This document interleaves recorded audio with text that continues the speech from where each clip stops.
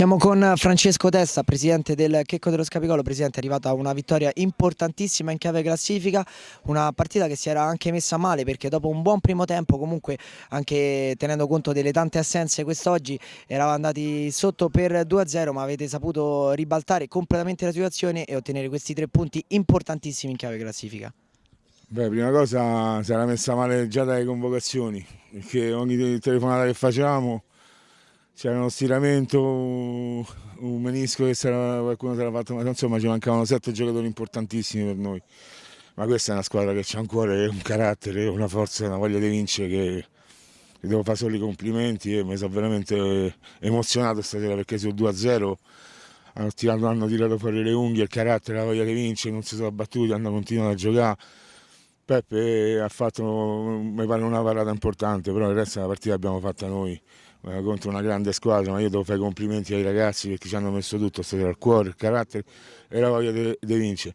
Abbiamo giocato, ci tengo a ripeterlo, con un solo giocatore di ruolo in difesa, Quosso. Il resto erano tutti centrocampisti adattati, hanno fatto una partita stratosferica.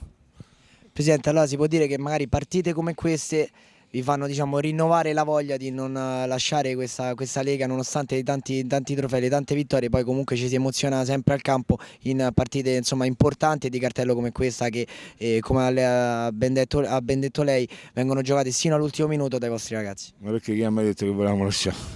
Noi abbiamo sempre la voglia di vincere, abbiamo sempre la voglia di continuarla finché ce la facciamo. I ragazzi sono fantastici, il gruppo è stupendo e ci vogliamo tutti bene. Stasera la dimostrazione da dare al campo.